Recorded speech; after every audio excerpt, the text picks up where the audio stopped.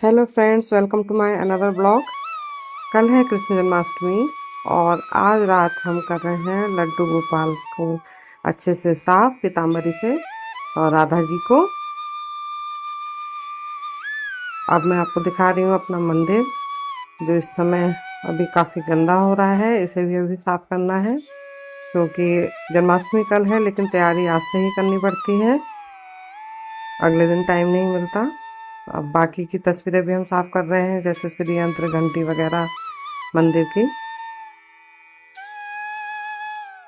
तो अब आपको मैं दिखा रही हूँ ये अगले दिन का। अब हमारे लड्डू गोपाल जो हैं बिल्कुल तैयार होके बैठ गए हैं और छोटे वाले लड्डू गोपाल खीरे में हैं, आप देख सकते हैं। जब इनका जन्म होगा तब ये इस खीरे से बाहर आएंगे।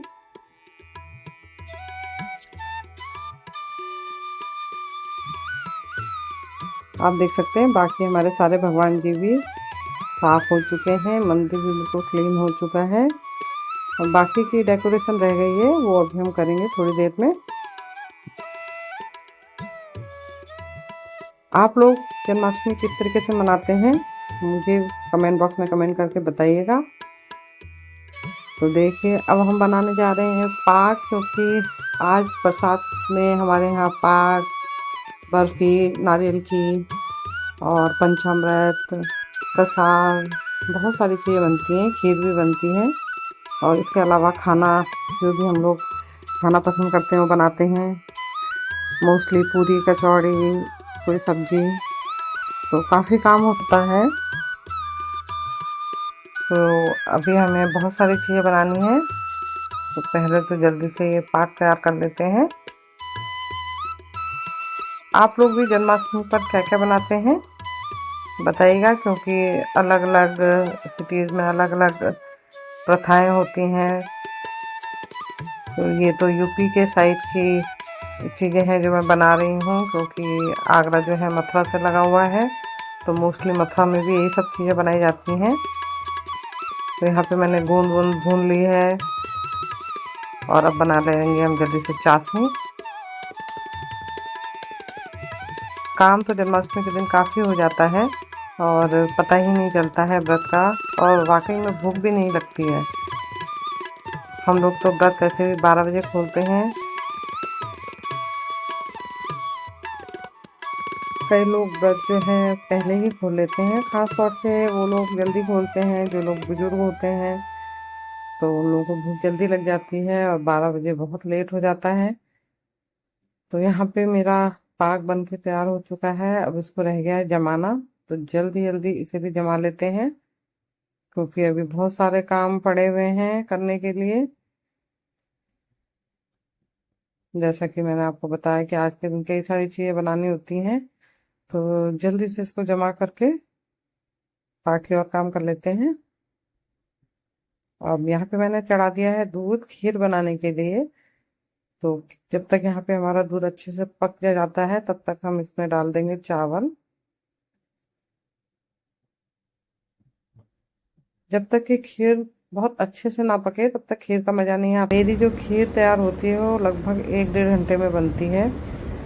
और जैसा कि आप देख रहे हैं, ये करीब 2 लीटर के करीब दूध है और इसमें मैं चावल सिर्फ 1 मुट्ठी के 1.5 मुट्ठी के करीब डालूंगी, यानी आप समझ लीजिए कि आधी कटोरी।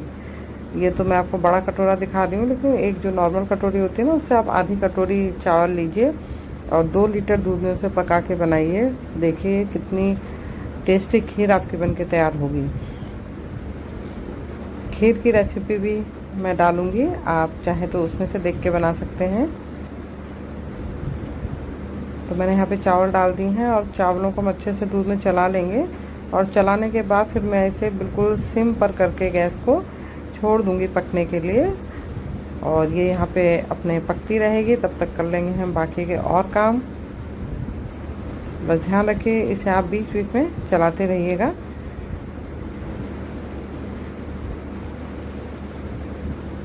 तो यहाँ पे मेरे बनाने जा रही हूँ नारियल की बर्फ़ी।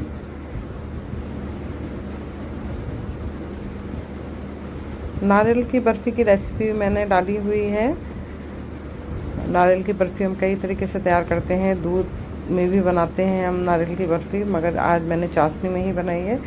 तो इस बर्फ़ी को भी हम फटाफट से जमा लेते हैं क्योंकि टाइम बीतता जा रहा है और अभी बहुत सारे काम पड़े हैं।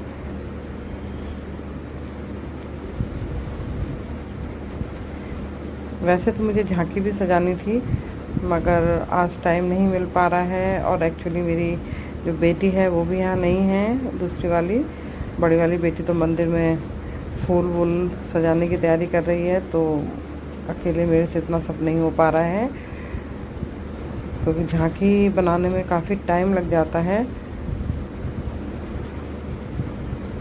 तो आज तो सिर्फ हम सिंपल तरीके से जन्माष्टमी मना रहे हैं। तो यहाँ पे मेरी बर्फ़ी भी बनके तैयार हो चुकी है। इसके पीसेस काट लेते हैं जल्दी जल्दी, आपको मैं दिखा भी देती हूँ कि कैसी बनी है बर्फ़ी। देखने में तो वाकई में बहुत बढ़िया लग रही है, लेकिन स्वाद तो हम तभी चख पाएंगे जब तक हमारे लड्डू गोपाल नहीं चखेंगे, तब तक हम भी नहीं खा सकते। देख के बताइए कैसी लग रही है। यहाँ पे खीर भी मैं बीच बीच में चला रही हूँ, आपको दिखाती हूँ। ये पकने के बाद देखिए इसका कलर बिल्कुल चेंज हो चुका है। इसमें डाल दी है मैंने इलायची का पाउडर, और जल्दी से डाल देंगे इसमें ड्राई फ्रूट्स, और अभी डालनी रह गई है चीनी। तो चीनी मैंने कसार बनाया था अभी, तो कसार के लिए मैंने चीनी पीस ली थी, तो वही चीनी मैं सोच रही हूँ मैं इसमें यूज़ कर लेती हूँ ताकि खीर फटाफट से बन जाए। पिसी हुई चीनी डालेंगे तो ज़्यादा टाइम भी नहीं लगेगा, मुश्किल से 2 मिनट और लगेंगे और बन जाएगी हमारी खीर। तो यहाँ पे मैं ड्राई फ्रूट्स भी वाला डाल रही हूँ जो मैंने पाक के लिए रोस्ट करे थे, और थोड़े से बचा लिए थे मैंने खीर के लिए, क्योंकि रोस्टेड जो ड्राई फ्रूट्स होते हैं ना वो बहुत टेस्टी लगते हैं। तो जल्दी से डाल रही हूँ मैं यहाँ पे चीनी। जैसा कि मैंने कहा था कि मैं यहाँ पे पिसी हुई चीनी आज यूज़ करने वाली हूँ, तो यहाँ पे मैंने डाल दी है पिसी हुई चीनी और जल्दी से चला लेंगे। और पिसी हुई है ये चीनी तो ज़्यादा टाइम भी नहीं लगा और हमारी खीर बनकर तैयार हो गई। अब मैंने यहाँ चढ़ा दिया है कुकर सब्जी बनाने के लिए। सब्जी मैं बना रही हूँ आलू टमाटर की। ये सब्जी की फरमाइश मेरी बड़ी बेटी की थी क्योंकि उसे आलू टमाटर बहुत पसंद है, और वैसे भी आज पूरी बनेगी तो पूरी के साथ उसे आलू टमाटर पसंद है। और साथ में इन लोगों की डिमांड कचौड़ी की भी है, आलू की कचौड़ी की, तो इसलिए मैं ज़्यादा सब्ज़ी नहीं बना रही हूँ, सिर्फ एक ही सब्ज़ी बना रही हूँ, और साथ में बनाऊँगी मैं रायता। आप देख ही सकते हैं कि मैं कितनी थक चुकी हूँ। और अब मैं आपको मंदिर के दर्शन करा देती हूँ। अब इनकी फूल मालाएँ भी तैयार हो चुकी हैं। यहाँ पे मेरी बड़ी बेटी फूल मालाएँ तैयार कर रही थी, और यहाँ मेरा जो है भोग भी तैयार हो गया है। कचौड़ी मैंने बना ली है, और ये थाल जो है मैं मंदिर ले आई हूँ। 12 बजने में अब कुछ ही समय रह गया है। तो अब हमारे जो लड्डू गोपाल खीरे में थे उन्हें हम खीरे से अब बाहर निकालेंगे। जैसे ही 12 बजेंगे वैसे ही लड्डू गोपाल जी का जन्म होगा और वो खीरे से बाहर निकलेंगे।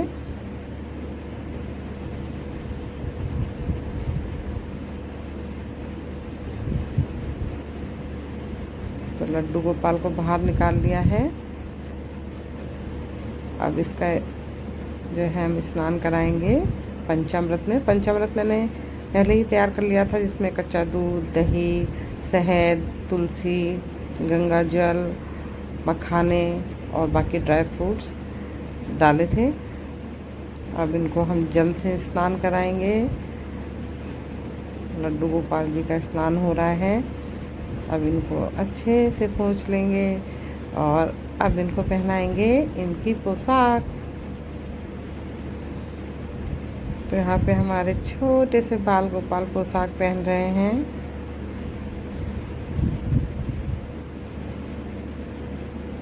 अब इनका साज श्रृंगार हो रहा है। अब इनके बाल लगाएंगे और फिर पहनाएंगे इनका मुकुट। जिस खीरे में हमारे लड्डू गोपाल बैठते हैं वो खीरा भी हम लोग प्रसाद में खाते हैं। ये मेन प्रसाद माना जाता है। अब लड्डू गोपाल को हमने विराजमान कर दिया है उनके आसन पे, और अब ये जा रहे हैं मंदिर की तरफ और इनको हम मंदिर में विराजमान कर देंगे। तो देखिए हमारे ठाकुर जी यहाँ पे विराजमान हो चुके हैं और लग रहे हैं ना बहुत ही सुंदर।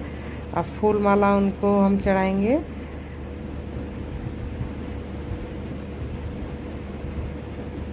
तो इस तरीके से हमारे कृष्ण जी तो विराजित हो चुके हैं।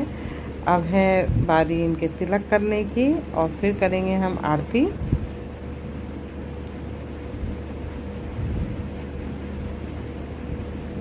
तो लड्डू गोपाल के तिलक कर दिया है छोटे वालों का, अब बड़े वालों के भी करेंगे। और सबसे पहले हम आरती करेंगे गणेश जी की, और गणेश जी की आरती के बाद करेंगे श्री कृष्ण जी की आरती।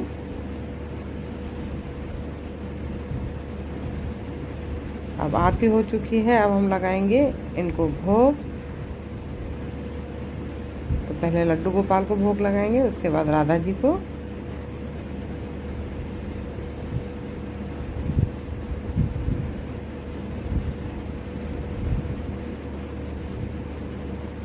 अब लड्डू गोपाल की फेवरेट चीज़, उनकी पसंद की खीर उन्हें खिलाई जाएगी।